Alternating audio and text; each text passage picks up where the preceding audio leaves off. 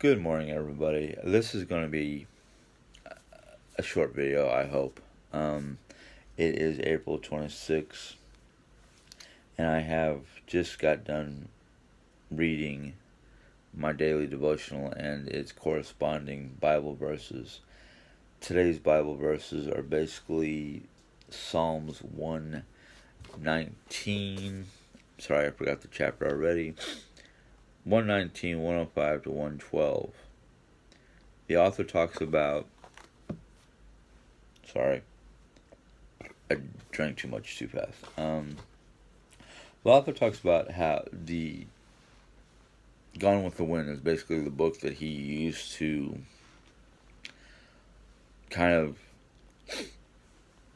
explain how, Gone with the Wild was written, the original book behind the movie was written in 1936, and within 6 months it sold millions of copies, got a Pulitzer, and then subsequently throughout time it has been translated into 40 different languages.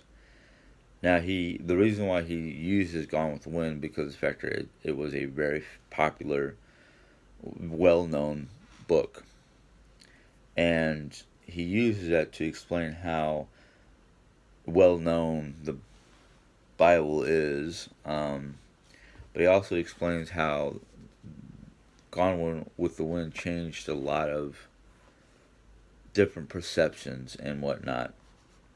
So he goes to tell how in Psalms, let's see here, the Bible, which is based on Christian faith, from Genesis to Revelations, is infused with God's plan for His creation, including Psalms 119 celebrates the power and necessity of God's word in our lives.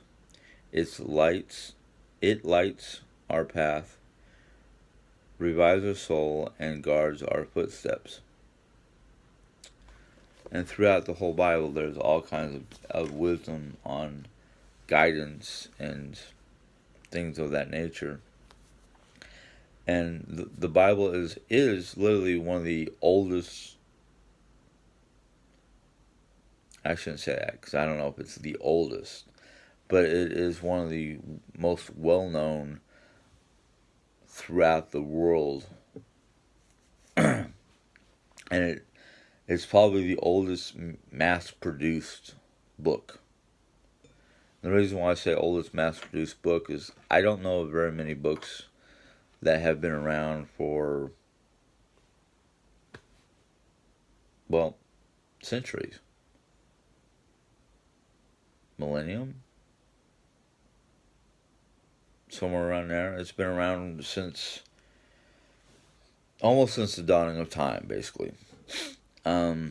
Now, I've noticed that when I was younger, we had BC and AD.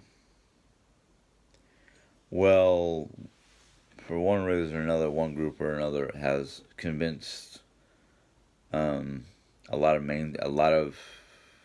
different groups that it's not just BC. It's supposed to be BCE and AD. I don't know if it's AD or whatever it is nowadays, but I'm like, why? Just because somebody doesn't like the idea before Christ or after his death. But the Bible has been very influential throughout time in one way or another.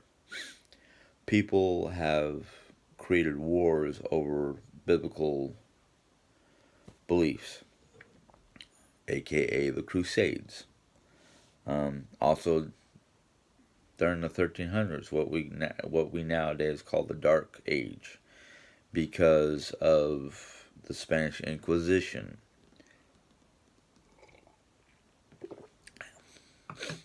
The only wars that I can think of throughout history that were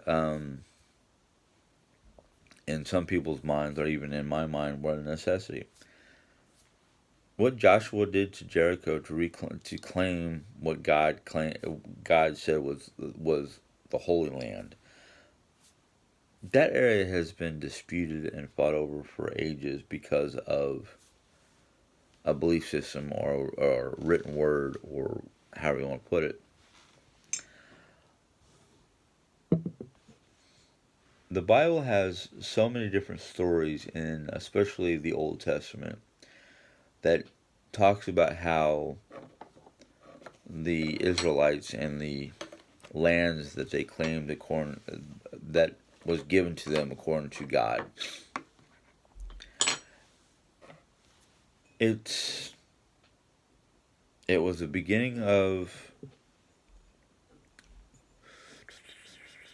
I shouldn't say the beginning of, but it's the Bible itself. And we're not even going to talk about the War of the Holy Land or anything like that. But the Bible is a very strong and uplifting piece of material. Now, we have books of all kinds for various purposes: educational purposes, entertainment purposes, instructional purposes. The Bible has that too, but it's not the instructions and all the information in there isn't just for the physical aspects of life. It's more for our soul. It's a guideline to how to live spiritually healthy and positive. And that's one of the reasons that things have been changing for me that some of you have noticed. Yes, I still have my bad days, but we all have our good days. We all have our bad days. It's part of life. And I hope that those of you who do read the Bible get a sense of of positivity and a sense of well-being. I mean, yeah, there are things in there that I have difficulty with because I'm just human, and I still go through it and go over it. And if I were to open this Bible up right now, and I wouldn't say read a passage to you because I'm not going to do that, but I had a minister once that said that any good, not every, but any good Christian worth his salt, not only does he have a Bible that's probably marred up in one way or another or something like that, but if you open to any location on a good Christian or a good studier of the Bible, you'll notice that, and I'm going to try to find one of my, well, I'm just going to let it float. I'm just going to try to fall open to a page that's, okay, there we go. Yeah. But as you can see, I've already got highlighted areas. Now that was just a small area because I probably don't always go to that spot all the time, but I've got several different pages that nearly 90% of the page is highlighted in one color or another. And some people ask me, what's the different colors? Well, I have a marker set that if you might not be able to read that through the glare, but 4 main colors: yellow, blue, pink, and green. The yellow, and I don't use this one. This is a dry eraser one. This yellow doesn't show up that well on the page. But I do have yellow in there. Yellow is basically for blessings. Blue is for Holy Spirit. Pink is for salvation, and green is for growth or new life. I also have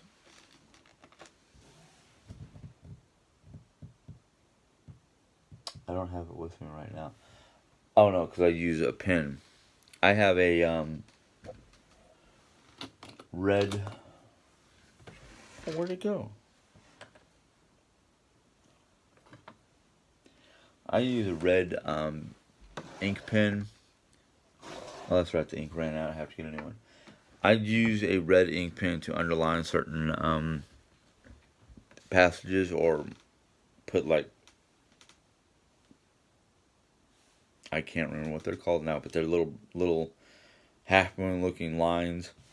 over a large passage, and that's because my cousin Michelle, here it is.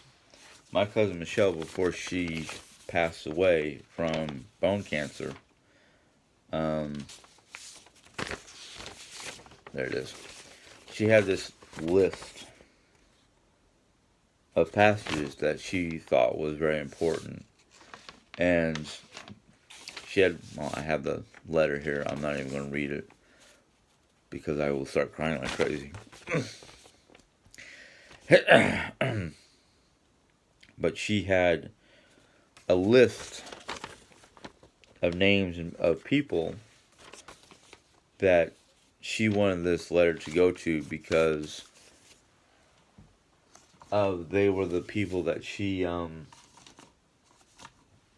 prayed about the most. And those those verses are either double highlighted or marked in red. The reason why I say double highlighted is because I marked them in pink and green. It makes a funky looking color, but I know what they mean. Excuse me, told you.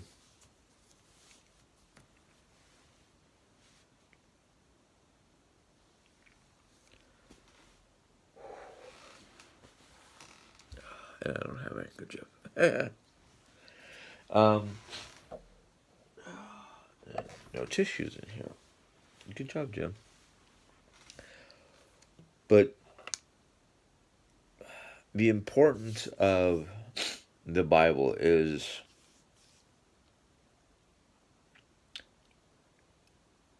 more than any other book on the face of the planet, as far as I'm concerned. Now, there are those who are of different faiths or belief systems that would argue with me. The argument would be very short-lived, though, because we all have our differences, and the different language, the different book really does not fully matter. What matters the most is how we live it.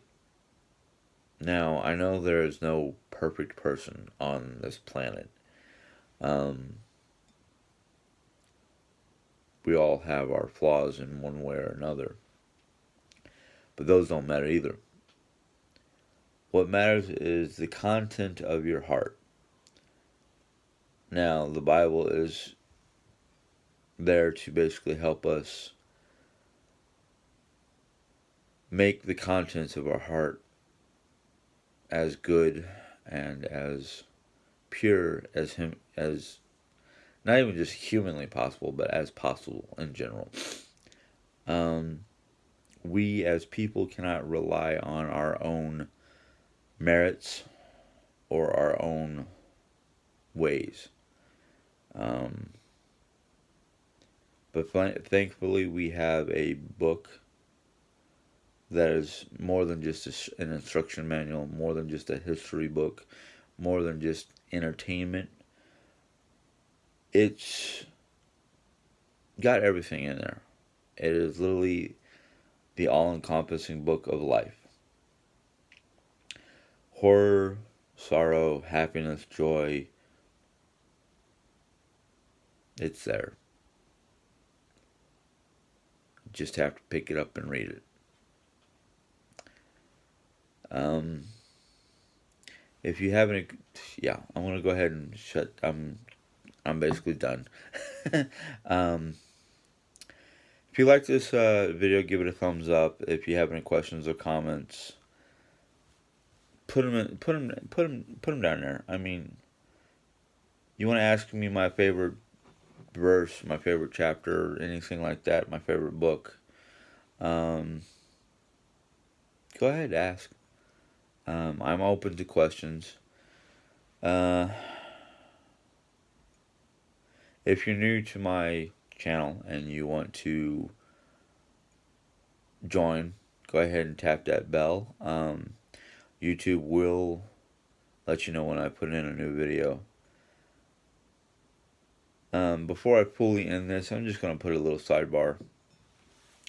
Dre Ann and I last night had a ice cream social, and it seemed like a pretty good hit, pretty big hit. And of course, we switched over to one of the people that she views that she's been, I guess, I don't know. They're gonna do some sort of crafting. Yeah, I can't even say the word, but they're gonna do a craft together. And yesterday was his. I think it was the 50th, his 50th birthday, but his website is the Crafty Guy. Um, First time I've ever been to his channel, Jerry Ann jumped over there just to wish him a happy birthday and try to we try to yeah, we try to plug some we try to get some of her viewers to come over and join his channel. I joined it because it's the first time I've ever seen it. He seemed to be a very genuine, funny kind of person, and I felt like, well, geez, this is the first time I've actually had visited someone's channel who's not only a guy but does DIYs. I'm not a DIYer, so I figured I'd just join it just to check out some of his DIYs, and who knows, I might something might spark something in me to do something crafty or whatever. And then of course, if you're a member of any of Jerry channels, Instagram, Twitter type accounts, I made last night because we got hungry about 10 o'clock or so, and one of the things that she wanted me to make because we haven't had it in a while and she loves it is my chili mac. Um, I'm sorry that I did not film that because that's probably one of the only other things I do besides these videos is I have a few things that I'm really good at cooking, and one of them is my chili mac. So, yeah, I'm sorry. Upon request, I can try to make a video the next time I'm going to make it, which may be next week because I still have the ingredients for making my chili mac. And it's a simple dish to make. It's basically almost a, well, you need two pots, but it's almost a one potter type deal. Anyhow, that's all I'm gonna say. So until next time, sorry, until next time. Yeah, go ahead and give the video a thumbs up if you like it. Comments and questions in the bottom, and hit the bell if you're new to my channel and want to see more. That is all. You guys have a good day. God bless. Be safe.